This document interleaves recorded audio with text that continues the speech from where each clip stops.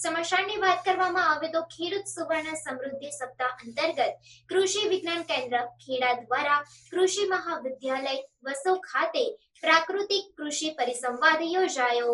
આ પ્રસંગે ખેડાના સાંસદ દેવુસિંહ ચૌહાણે કૃષિ વિજ્ઞાન કેન્દ્રોની 50 વર્ષની સુવર્ણ જયંતિની ઉજવણી નિમિત્તે કૃષિ પ્રયોગશાળાના સંશોધનોને લેબ ટુ લેન્ડના સિદ્ધાંત મુજબ જમીન પર ઉતારી ખેડૂત ઉપયોગી બનાવવા સૂચન કર્યું હતું। તેમણે ઉમેર્યું હતું કે ખેડામાં ક્રોપ ડાયવર્સિફિકેશન અને વેલ્યુ એડિશન દ્વારા પરંપરાગત ખેત પેદાશો સિવાય અલ્ટરનેટિવ પાક અપનાવીને ખેતીમાં નવો આયામ ઊભો કરી શકાશે।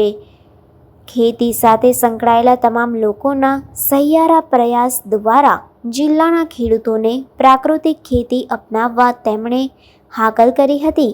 કાર્યક્રમ અંતર્ગત જીવામૃતના છંટકાવ માટે 6 સ્પ્રે પંપ, 1 શાકભાજી સુકવણીનું મશીન અને 1 મિની રાઈસ મિલ મશીનનું વિતરણ કરવામાં આવ્યું હતું। સાથે જ ગુજરાત વિદ્યાપીઠ કૃષિ વિજ્ઞાન કેન્દ્ર દેથલી દ્વારા પ્રકાશિત પ્રાકૃતિક કૃષિ મહત્વ, મુખ્ય આયામો અને મૂંઝવણો નામની પુસ્તિકાનું વિમોચન કરવામાં આવ્યું હતું।